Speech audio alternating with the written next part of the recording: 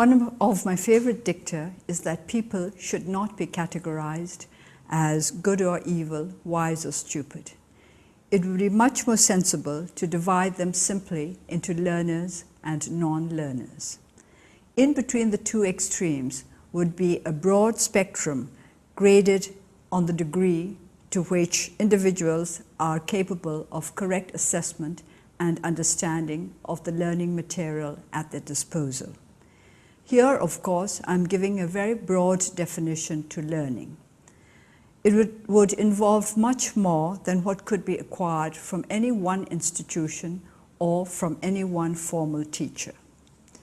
It would mean a process of gaining such knowledge and experience as would help us to cope with the challenges that life throws at us and to find ways of enhancing our own existence as well as that of as great a portion as possible of all the other occupants of our planet.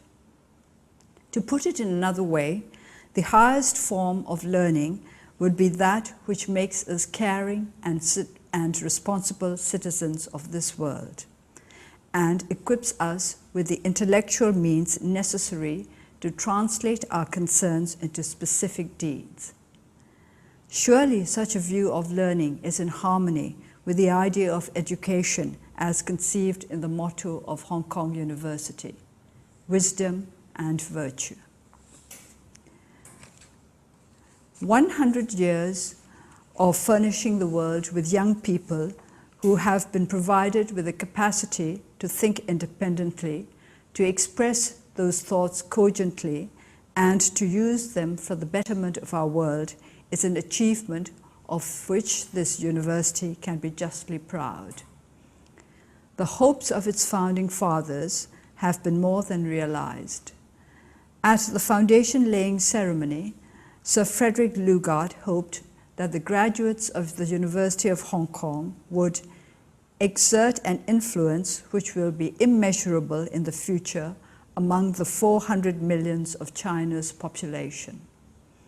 Little could he have envisaged such an institution as this one of today, internationally renowned and one that attracts students from all over the world who will one day exert an ever-widening influence on the futures of more than just one. As I contemplate the achievements of Hong Kong University, I'm filled with deep admiration and also, it has to be admitted, with wistfulness. Whenever I consider the educational progress that has been made in other countries, I think with sadness of the deplorable state of education in my own. There was a time when educational standards and institutions in Burma were viewed with respect and envy by many countries in Asia and elsewhere. Rangoon University, 10 years younger than Hong Kong University, is the outcome of the amalgam of Rangoon College and Judson College, the Baptist College. The university rapidly became the breeding ground not only of bright young intellectuals, but of dedicated nationalists determined to free their country from colonial rule. Even as academic standards rose and gained the recognition of long-established institutions in the Western world, so did the patriotic fervor of the students gain new momentum. Rangoon University became the vanguard of movements demanding equality and justice, and eventually, these movements were supported and joined by students from Mandalay University and from schools all over the country.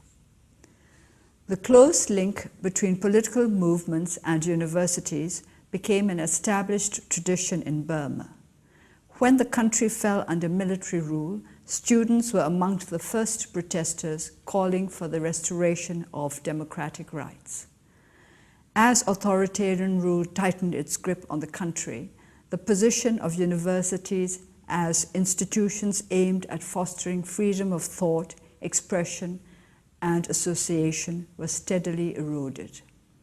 Yet, after more than 2 decades of totalitarian governance, it was again the students of Rangoon University who led the movement to free the country from military administration. This was the famous public uprising of 1988. Now, more than 20 years on, the aims of democracy and human rights, for which many students sacrificed liberty and life, have not yet been realized. In the meantime, the standard of education at all levels have fallen, and Burma is a country crying out for the potential of its people, especially its young people, to be realized. I might mention here that many leaders of the 1988 student movement still remain in prison today, serving unbelievably long sentences. Education should be available to all, not just to a privileged few. Education should foster values that will promote human dignity and guide human progress in a positive direction. Education should be a true learning process, not a machine for churning out meek, obedient people incapable of reasoning why justice and liberty should not be the birthright of all human beings. I congratulate the University of Hong Kong on its achievements on the human front as well as on its solid academic credentials, which have made it one of the most respected institutions in Asia. I look forward to a closer cooperation with both the faculty of the university as well as with the student body. I am confident that the day will come when we in Burma will be able to enjoy the fruits of real education and to share them with the rest of the world. This will be the day when wisdom and virtue will triumph.